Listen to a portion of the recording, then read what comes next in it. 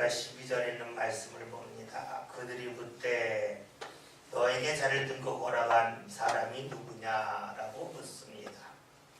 이렇게 물은 이유는 지금 이 자리를 들고 옮기는 것, 그것이 안식일법에 어긋나기 때문이라고 생각하는 거죠. 다시 말하면 이 사람들의 생각은 냄새나는 자리, 38년 동안 덮었던 이불이니까 냄새도 나고 또 깨끗하지 않지만 그것을 치우지 않아도 된다. 그걸 치우면 안 된다 하는 것이었죠. 그래서 누가 이거를 시켰는지에 대하여 묻고 있습니다. 다시 말하면 지금 안식일을 범한 것에 대하여서 계속해서 추궁하고 있는 것이죠. 이에 대해 13절의 말씀을 보면 그가 말합니다. 고침을 받은 사람은 그가 누군지 알지 못하니 이는 거기 사람이 많음으로 예수께서 이미 피하셨습니다. 말씀을 봤더니 예수님께서 피하셨다라는 말씀이 나옵니다. 우리는 이 말씀을 읽으면서 예수님이 좀 비겁한 것 아니냐, 왜 피하실까라고 하는 생각을 해봅니다. 그러면 예수님이 비겁하다 그러면 우리가 예수님이 어떻게 십자가를 질 수 있을까? 라고 하는 질문을 던지면 말이 안 나는 것 같아요.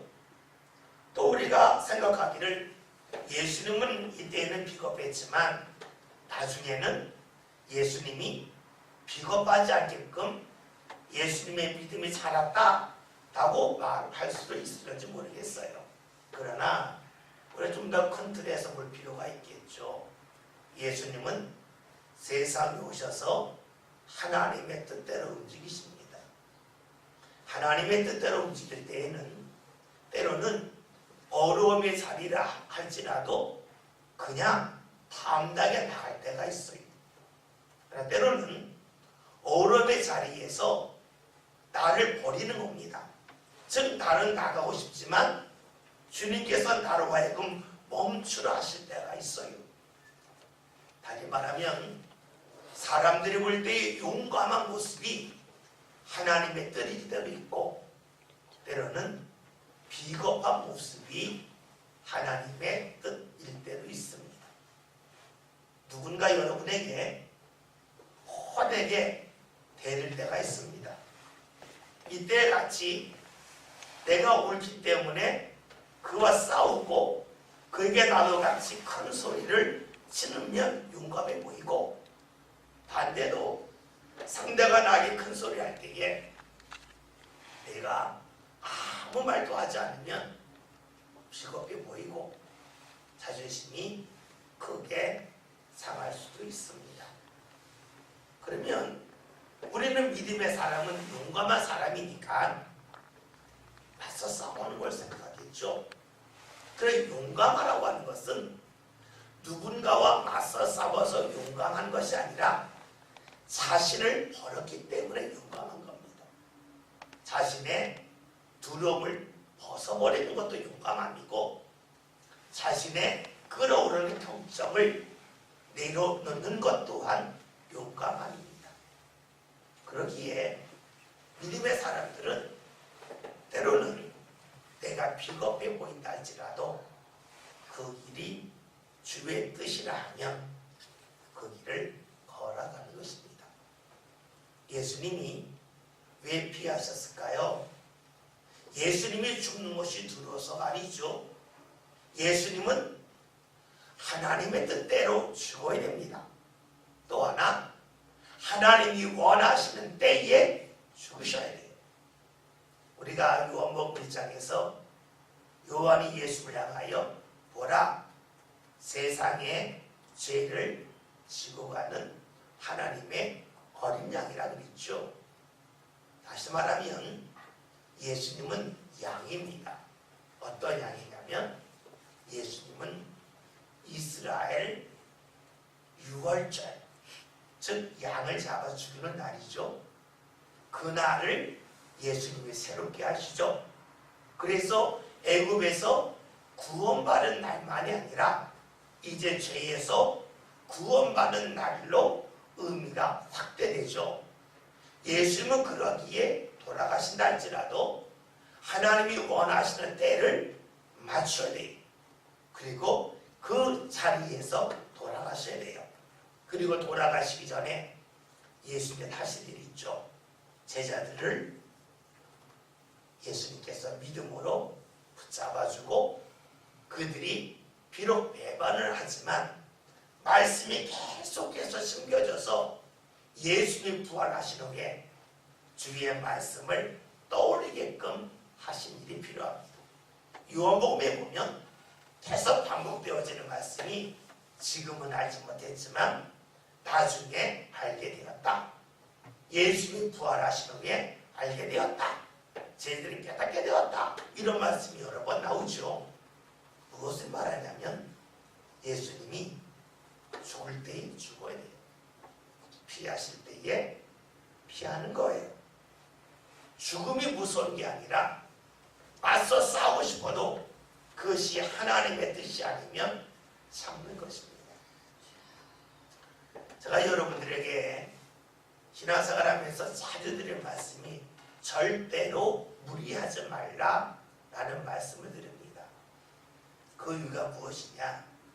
우리가 가장 복 있게 사는 것은 하나님께서 부르시는 그날까지 내가 기쁨으로 주의 일을 하는 겁니다. 기쁨으로 주의 일을 하기 위해서는 내 삶의 범위가 있어요. 체력적인 범위도 있고 물질의 범위도 있어요. 가령 여러분들이 교회에서 무언가 행한다고 해서 여러분의 집을 팔아서 하나님 앞에 헌금할 수 있어요. 기쁨으로 하겠죠. 그러나 그 이후에 여러분의 생활이 굉장히 어렵고 힘들었으면 헌금할 때는 기뻤는데 생활에 어려움이 찾아오면 내가 그때 헌금 왜 했나 하는 마음이 불쑥 들 수가 있습니다. 내가 좀 건강을 챙겨야 될 때 건강을 챙겨야 되는데 그럼에도 불구하고 하나님의 일을 건강할 때처럼 계속 하다가 몸이 안 좋아질 때가 있어요. 기쁨으로 이랬지만 나 자신이 내가 하나님 일을 하다가 내 몸이 안 좋아졌네. 그렇게 하면서 불평할 수도 있고 원망할 수도 있어요. 또 하나는 나는 괜찮을 수 있어요. 나는 끝까지 믿음으로 괜찮습니다. 저는 기쁨으로 했습니다.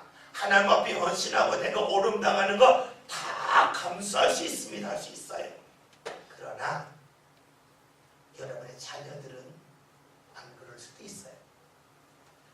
신앙생활 할 때 중요한 것은 내가 신앙생활 열심히 하는 것도 중요하지만 최소한 내 자녀들이 믿음의 자리에 설 수 있도록 이끄는 일이 필요합니다.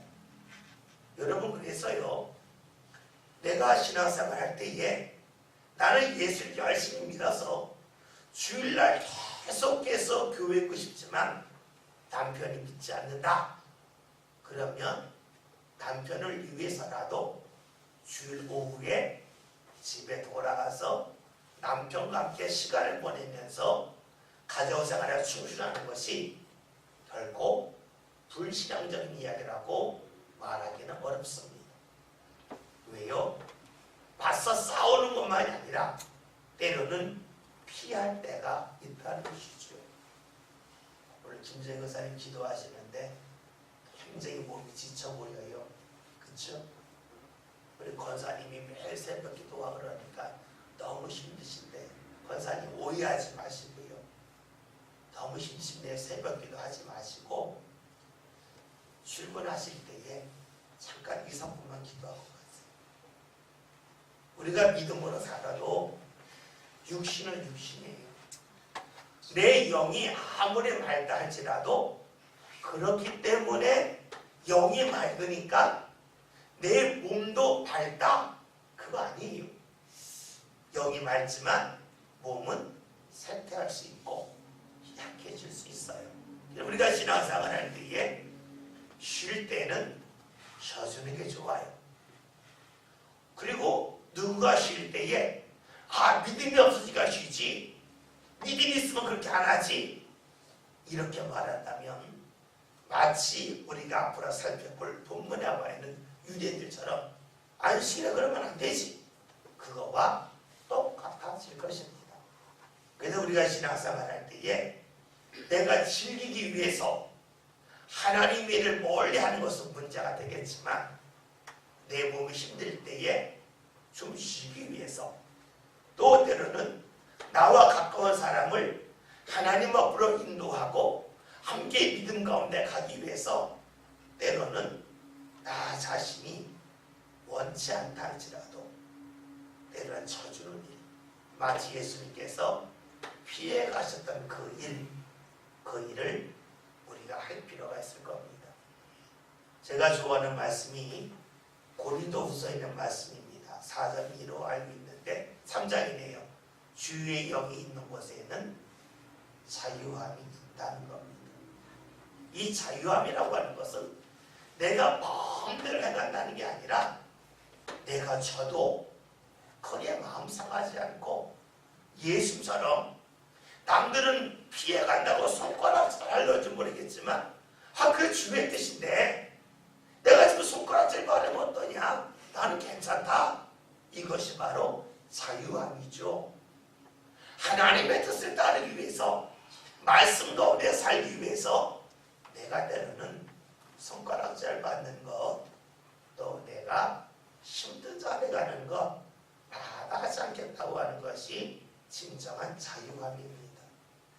만약에 우리가 신앙생활 하면서 이러한 자유함이 없다면 우리의 신앙은 요한복음에 계속해서 나오는 유대인들처럼 글자에 매달릴 것이고 또 글자에 매달리면서 다른 사람들을 함부로 정죄할 것입니다. 그래서 우리가 예수님의 모습을 잊지 마셔야 됩니다. 피해가십니다. 비겁한 것이 아니라 주의 뜻을 따르기 위해서라면 사람들이 손가락질하는 것도 감당하겠다는 것이 바로 예수님의 모습이죠. 혹여나 오늘 말씀을 여러분이 스스로 합리화하는데 사용하지는 않았으면 좋겠어요.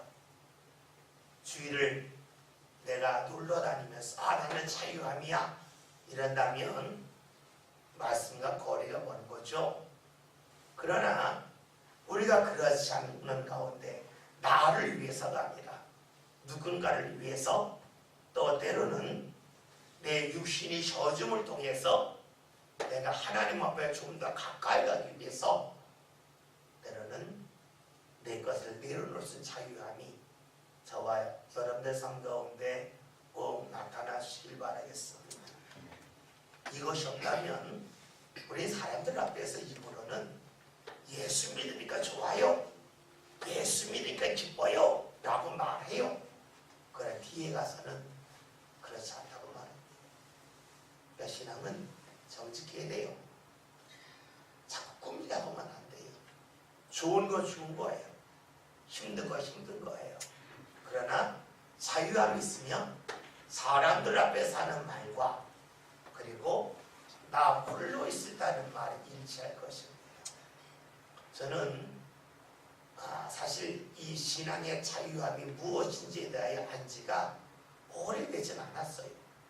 그래서 사람들이 앞에서 뭐 간증할 때 나는 예수 믿으면 너무 좋아요. 너무너무 행복해요. 그 말을 고지껏대로 다 믿었어요. 그래서 나는 언제 저렇게 되냐 그랬어요. 그런데 그런 말씀하신 분들하고 오래 지나가 보았더니 그렇지 않음을 여러 번 봤어요. 그 사람들이 자기 혼자 느끼는 것과 사람들 앞에서 말하는 것이 무척이 다르구나. 그게 뭐예요? 자유함이 없기 때문이죠. 부족하면 부족한 대로, 넉넉하면 넉넉한 대로 우리가 하나님 앞에 나가는 거예요. 내 몸이 피곤하면 피곤한 가운데서 최선을 다하는 것이지 피곤함을 생각하지 않고 최선을 다하는 것은 문제가 되겠죠. 여러분에게 짐을 지고 가라고 할 때에 그 짐이 너무 무거우면 지금 내가 힘이 없어서 이 짐 질 수 없어요. 제가 이 짐을 지려면 밥을 먹고 나야 힘이 생겨서 이 짐 지고 가겠습니다. 이게 맞죠? 그런데 짐을 지고 했더니 예, 질게요. 배가 고파서 힘이 없는데 그 짐을 지고 가다가는 다리가 풀려서 쓰러지고 말겠죠. 우리 신앙은요, 내가 힘들면 힘든 거예요. 그리고 쉴 때 쉬는 거예요. 쉰다고 하는 것이 주를 바라보지 않는다가 아니라 내가 있는 자리에서 나름대로 최선을 다하면 돼요. 그것이 바로 신앙이죠. 왜 하나님은 우리의 외모를 보시는 분이 아니요, 우리의 중심을 보시는 분이기 때문입니다. 오늘 그 다음에 있는 말씀을 볼까요? 오늘 말씀 14절 함께 말씀 다 같이 읽습니다.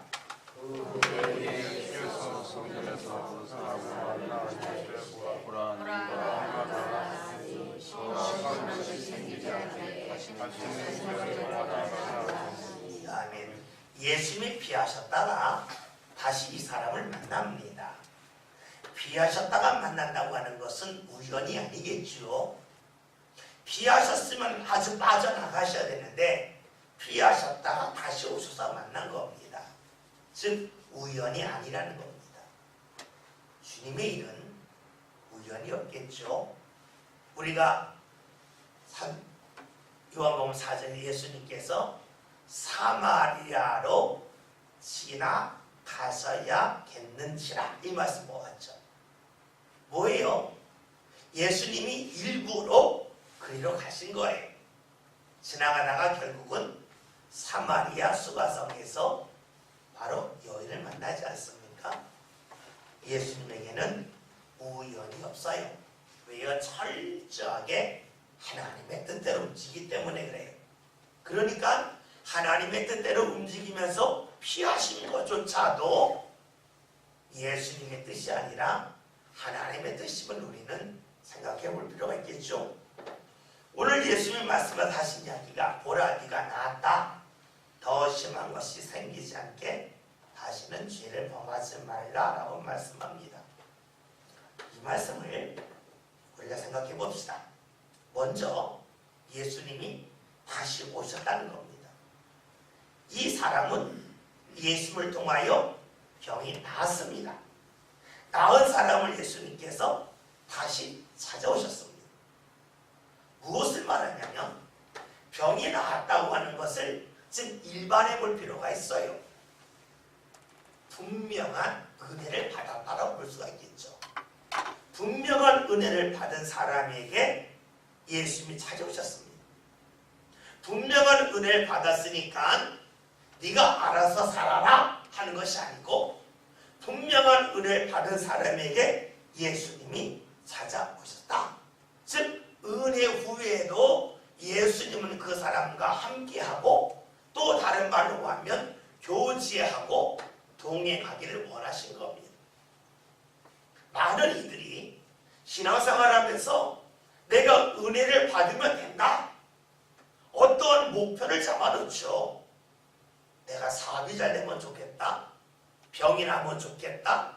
내가 많은 사람과 좋은 관계가 형성되어서 결혼하면 좋겠다. 뭐 이러한 것을 사모하면서 기도해요. 그리고 그것이 이루어지면 하나님의 은혜라고 생각을 해요. 문제는 그 이유가 문제죠. 은혜 받고 끝일까? 은혜를 받았기 때문에 주를 더욱더 가까이 할 것인가? 이게 중요하겠죠. 주님은 우리에게 은혜를 주시는 이유가 그 은혜를 통하여 주를 분명히 알고 믿고 교제하길 원하시는 겁니다. 근데 많은 이들은 내가 원하는 것을 주님을 통하여 얻으면 된다라고 생각할 때가 많죠.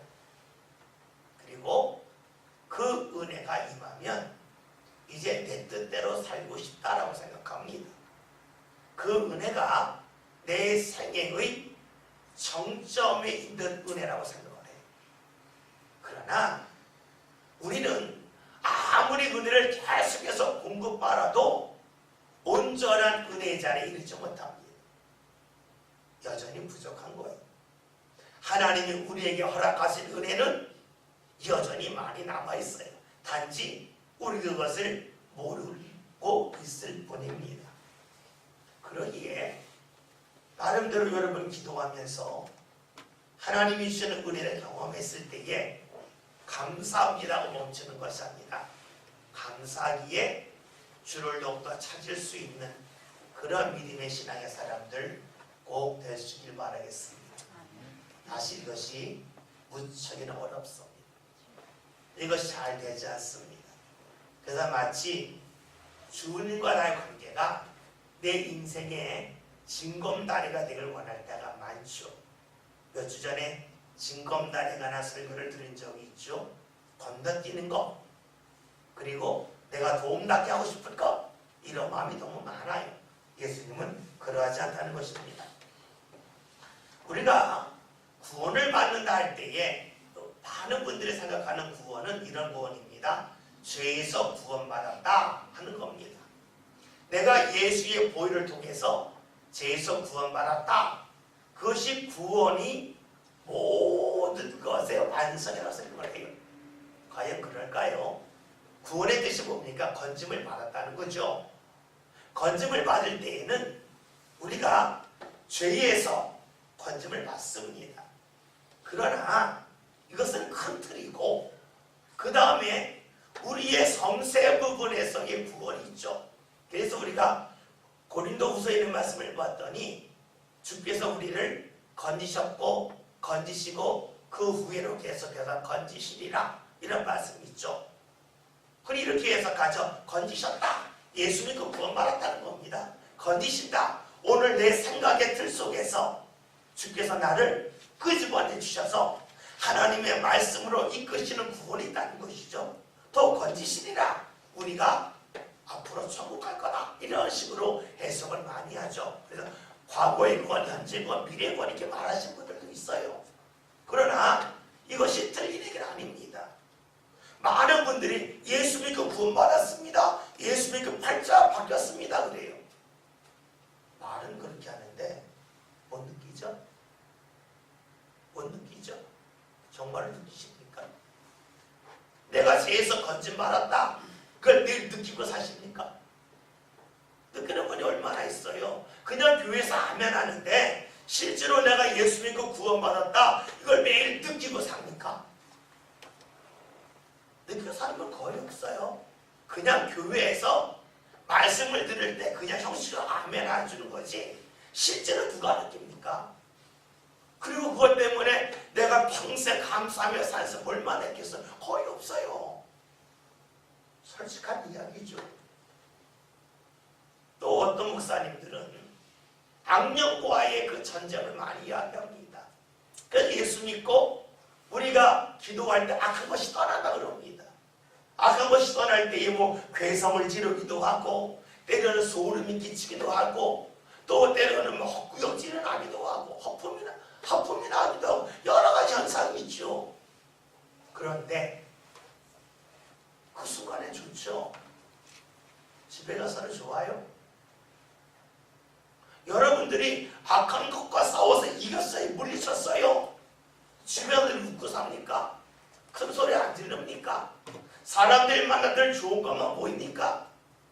안 그렇죠? 솔직한 이야기잖아요. 또 우리가 구원이라고 할 때에는 그렇게 악한 것에서 벗어났다고 하는 내가 느낄 수 있는 영적인 구원도 있어요. 그러나 더 섬세한 부분이 있죠. 뭡니까? 내가 삶 가운데 자꾸 좋은 것이 보여져요. 사람을 만났을 때에 자꾸 이해하려고 그래요. 이게 쉽지가 않습니다. 내가 기도하면서 예수 이름으로 악한 거 나가라. 이건 어렵지가 않아요. 이런 길을 계속 가다 보면 어느 순간에 그런 현상이 나타나요. 그런데 누군가 볼 때에 좋은 것이 보이는 거요. 그거 잘 안 됩니다. 내가 어려울 때에 하나님께서 내가 지금 현재 있는 자리가 별로 마음에 안 들지만 이 일을 통해서 나는 알지 못하지만 무언가 일을 지나가고 계시지. 하나님의 역사가 있을 거야. 나는 모르지만 주님의 뜻하심이 있을 거야. 나는 믿어. 이게 쉽나요? 굉장히 어렵습니다. 정말로 어려워요. 근데 우리가 진짜 신앙이 뭡니까? 악한 것을 내쫓았다가 아니잖아요. 내쫓은 후에 일어나는 진정한 평안함이 삶 가운데 계속해서 이어지는 것이죠. 바로 그것이 현재 구원이에요. 우리가 악한 것을 물리칠 필요도 있어요. 그러나 그것이 다는 아니라는 거예요. 왜요? 내 안에 남아있는 악한 것이다. 우리는 흔히 내 주위에는 영적으로 안 좋은 것들이 있다. 그것을 다시 써내낸다. 예, 맞는 말이에요. 그러나 내 안에 여지 남아있는 죄의 깊은 뿌리가 있잖아요. 이것을 잘라내고 이것을 하나하나 지워나가고 흐려지게 하는 것이 바로 내가 죄에서 건짐을 받는 현재의 구원이라고 말할 수가 있겠죠. 우리가 이런 눈으로 보면 지금 나와 있는 말씀이 딱 이해가 돼요. 예수님이 네가 나았으니 더 심한 것이 생기지 않게 다시는 죄를 범하지 말라. 말씀을 얼핏 읽으면 아픈 것이 죄 때문이다 라고 생각할 수도 있어요.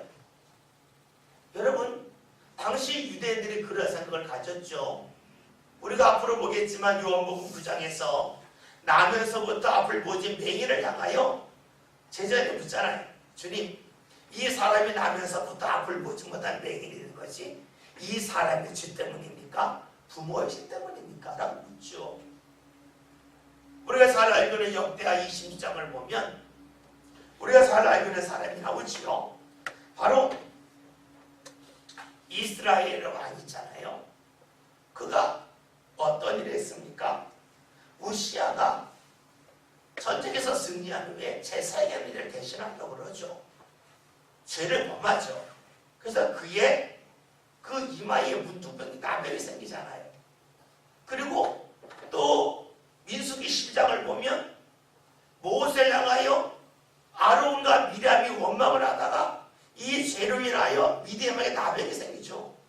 성경을 보면 죄 때문에 병이 생긴다는 말씀도 있어요. 그러나 요한복음 9장에 예수님이 이 사람이 맹인이 된 것은 하나님의 영광을 드러내기 위함이라 그랬어요. 또 고린도후서 12장을 보면 바울이 자신의 몸에 사단의 가시가 있었죠. 육체의 가시가 있었잖아요. 주께 기도할 때 뭐라고 그러셨습니까? 그리스도의 능력이 너에게 머물게 하기 위해서 네가 교만하지 않고 자고하지 않아서 주를 의지하는 사람이 되게 하기 위하여 네 몸에 병이 있다 말씀하셨잖아요. 그렇기 때문에 우리가 몸이 아픈 것은 죄의 결과라 라고 말할 수는 없다는 거예요. 여러분, 그게 몰라서 그렇죠? 몸 안 아픈 분 하나라도 있을까요? 눈에 띄는 그런 큰 병도 있지만 여러분 정밀검사를 싹 해보면 우리나라 사람 중에 위염 없는 사람 거의 없죠. 위염 거의 다 있죠. 짠 거 많이 먹으니까 위염 있고요.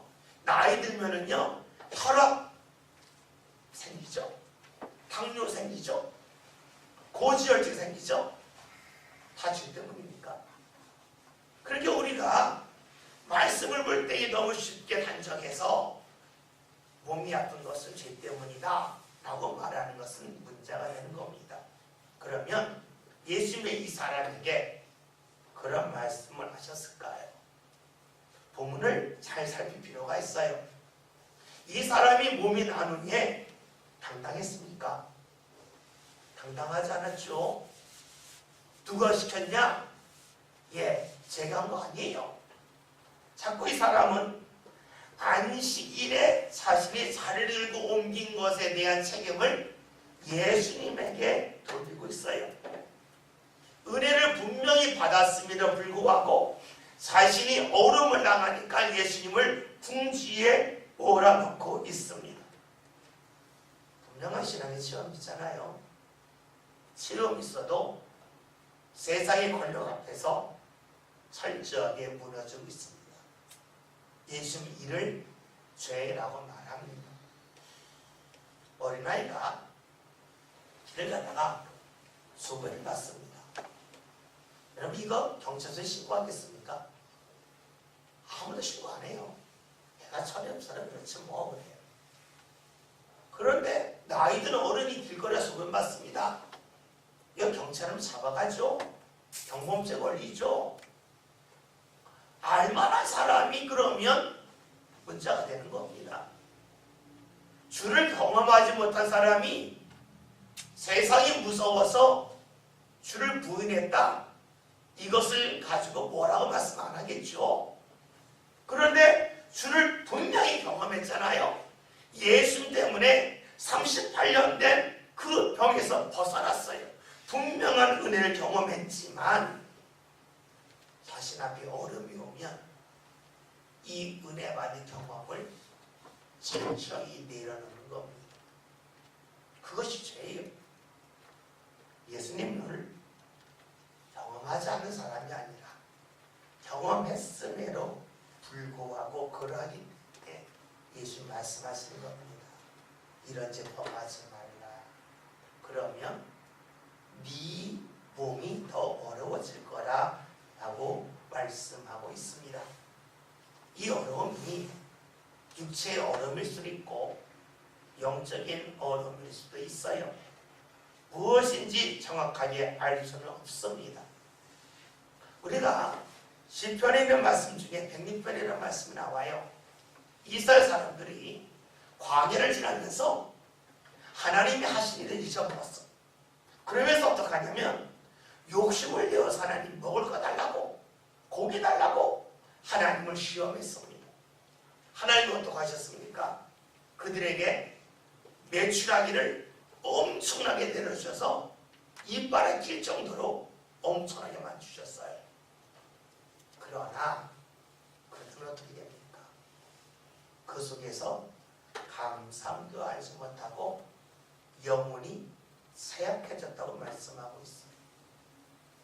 하나님의 은혜 받았지만 하나님께 감사하지 못하고 쉽게 있는 사람은 육체의 질병이 올 수도 있겠지만 성경을 보면 영혼이 쇠약해지는 사람. 여러분 영혼이 쇠약해지면 어떻게 될까요? 어떤 일을 만나도 감사가 없어요. 어떤 자리가 불평하고 원망을 해요. 원망하고 불평하면 행복할까요? 여러분 힘들 때에 화를 낼 때가 있죠. 화를 낼 때는 힘이 막 모아지죠. 화를 내고 난 다음에 어떻게 해요? 몸의 기운이 쑥 빠져나가죠. 마찬가지예요. 우리의 영혼이 사역해진다고 하는 것은 기운이 쑥 빠져나가는 것과 같아요. 그러니 삶이 곤고하죠. 삶이 어려워지죠. 예수님은 은혜를 받은 후에 주를 잊어버리는 일, 그것을 통하여 그의 삶 가운데 더 큰 죄, 그런 죄를 범하지 말라라고 말씀하시죠. 이 사람이 어떻게 할까요? 15절 함께 봅니다. 다 같이 했습니다.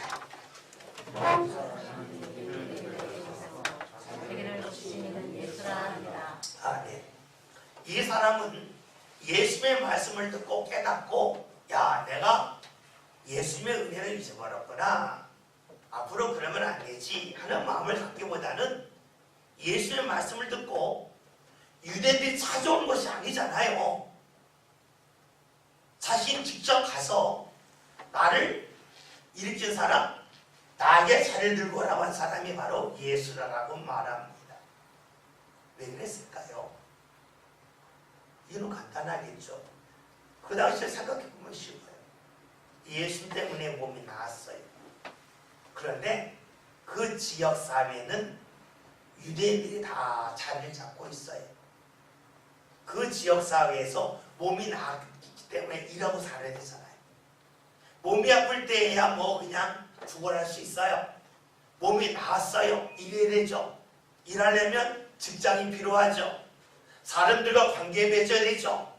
그러니까 내가 과거는 과거고 앞으로 사랑할 걸 생각해 보니까 예수님 붙잡는 것보다 유대인들과 친해져야 직장도 얻을 수 있고 그리고 관계를 좋게 만들어서 자신의 삶이 편할 것 같아요. 우리가요, 예수를 믿을 때에 이렇게 믿을 가능성이 무척이나 높습니다. 주의 은혜 받은 다음에 어떤 마음이 드냐면 이제는 주의 은혜로 사는 것이 아니라 내 능력으로 살아야 된다. 내 능력을 펼치려면 나와 각고한 사람이 많아야 된다. 나를 도와준 사람이 많아야 된다는 거예요. 어느 순간까지는 하나님이 도우셔야 된다고 믿었는데 그 지점이 지나면 하나님이 도우는 것이 아니라 사람이 도와야 된다. 이런 마음을 갖기가 쉬워요. 그러니까 지금 이 사람이 유대인들이 찾아가서 나를 고친 이는 예수라라고 말했듯이 우리도 신앙을 내려놓고 사람을 의지하기가 쉽습니다. 제가 좋아하는 말씀 중에 요한계시록 2장에 있는 서머나 교회에 관한 말씀이 있어요. 이 서머나 교회는 어떤 교회냐면 환난과 궁핍이 있었다는 환난과 궁핍. 환난은 신앙적인 어려움이에요. 그리고 궁핍은 경제적인 어려움이에요. 이 교회는 신앙을 지켰기 때문에 박해를 받았어요. 그러면서도 계속 신앙을 지켰어요. 환난과 그 위에 뭐가 죠? 궁핍이 찾아요. 만약에 환난이 있을 때에 환난을 더 겪지 않겠다 했다면 경제의 궁핍으로 이어지지 않죠. 그런데 신앙 때문에 어려움을 당하면서 내 어려운 게 싫다 하고 신앙을 포기하지 않으니까 이들에게 경제적인 어려움이 찾아왔습니다. 다시 말하면 이들은 신앙을 붙잡기 위해서 경제적인 어려움 당하는 것을 감수하고 있어. 다시 말해볼까요? 신앙은 하나님의 것을 생각해 봅시다. 경제적인 것을 세상 것을 생각해 봅시다. 어떻게 될까요? 세상 것을 팔아서 포기하고 주의 것을 샀어요.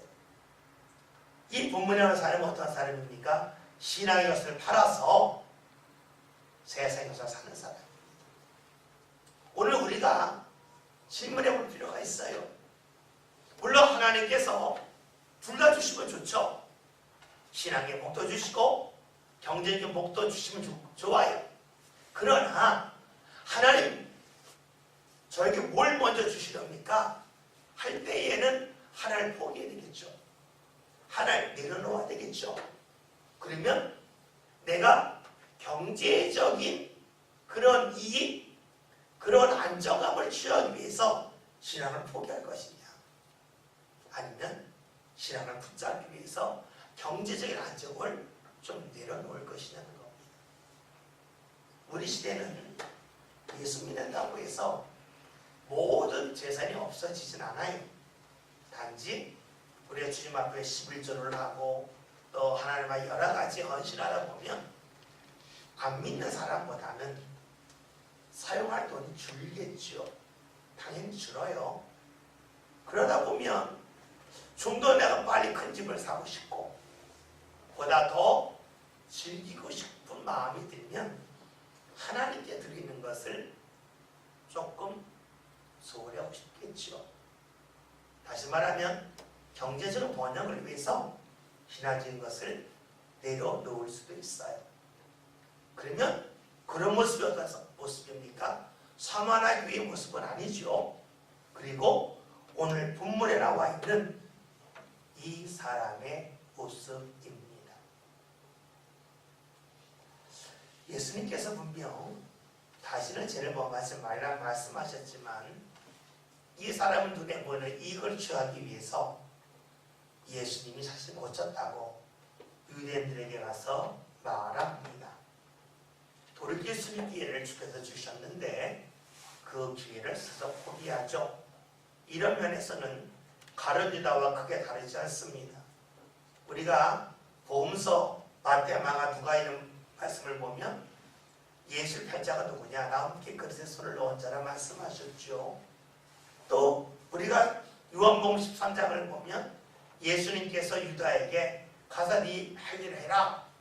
그때가 밤이었는데 유다가 나가죠. 예수님이 다 하신 거 알았어요. 근데 돌이키지 않고 있어요. 돌이킬 기회가 있는데 돌이키지 않는 모습이 이 사람이기도 하고 가룟 유다이기도 합니다. 그러나 그런 모습이 오늘 우리들에게 나타날 수도 있어요. 내가 말씀을 듣고 압니다.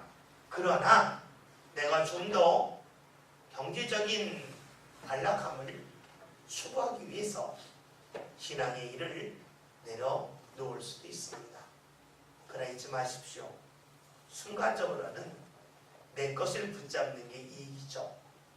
그러나 지내놓고 나면 알 겁니다. 하나님이 내 삶 가운데 얼마나 풍성함을 주셨는가. 왜요? 내가 신앙으로 주님 앞에 섬기는 일은 심는 거라 심는 거예요. 씨앗을 심는 거예요. 예전에 말씀드렸죠. 심는 것과 묻는 것은 다르죠. 물고는 묻어요. 씨앗은 묻지 않고 심는 거예요. 우리의 신앙은 심는 거예요. 내가 하나님 앞에 예물 드렸습니다. 이것은 묻은 게 아니에요. 심겨진 거예요. 내 삶에 많은 시간을 주께 드렸어요. 시간이 사라졌죠. 눈에 안 보이죠. 이것이 묻은 거예요? 아니에요. 심은 거예요.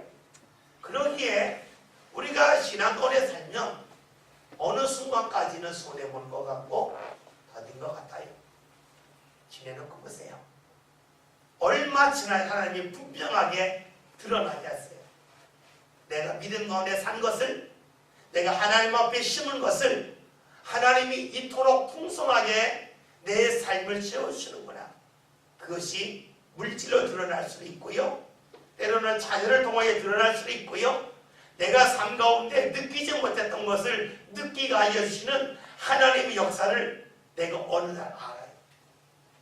예전에는 기뻐할 줄 몰랐는데, 예전에는 감사할 줄 몰라서 반이 찡그렸는데 어느 순간 보았더니 내가 웃고 살고 있고, 내가 감사하고 살고 있고, 내가 평안하게 사는 것을 발견합니다.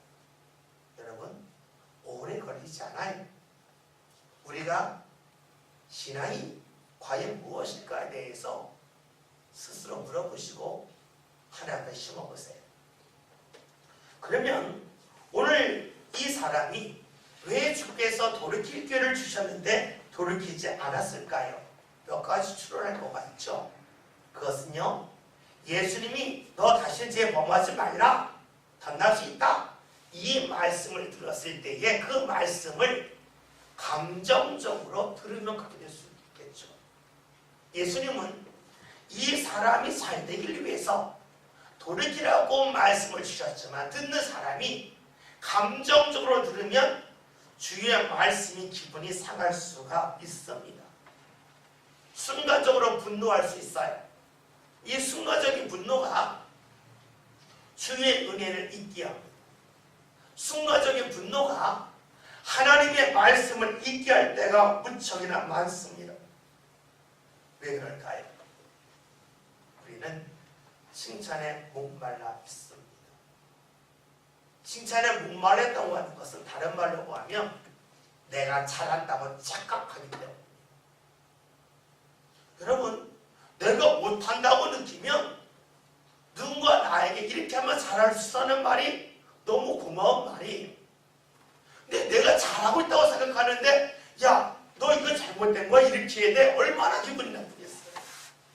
내가 못한다는 거 알면, 그리고 잘하고 싶다면 누구가 나에게 말해주는 게 너무나 고맙고 감사해요.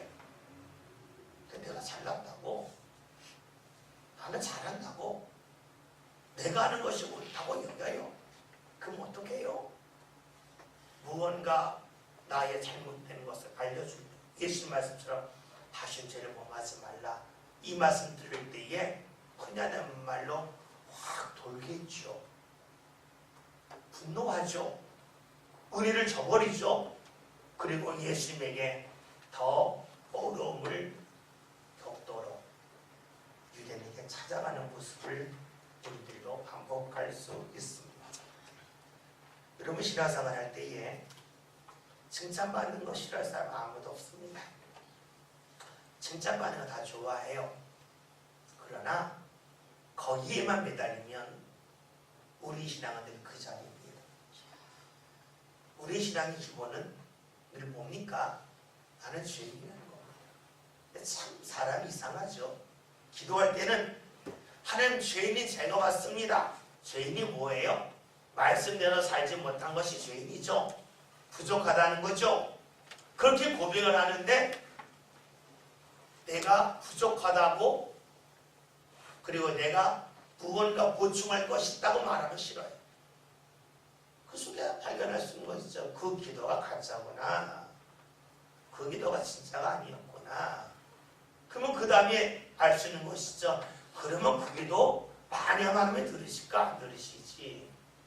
하나님은 진실하신 분인데 내가 진실하지 않은 입술을 가지고 주님 앞에 기도하면 들으실까? 안 듣겠죠. 우리가 죄인이라고 고백하는 것이 늘 중요해요. 왜요? 내가 부족하다는 거예요. 그러면 자연스럽게 교만이 아닌 겸손을 향하여 나갈 수밖에 없죠. 여러분 신앙은 사람 앞에서 나를 꾸미는 게 아니에요. 철저하게 하나님 앞에 나를 내려놓는 것이에요. 이것을 주저한다면 신앙에 열심히 있다 할지라도 그건 어떤 열심일까요? 로마서 10장에 나와 있는 유대인들 향하여 주셨던 말씀처럼 열심은 있으나 지식을 따르지 않는 열심이다.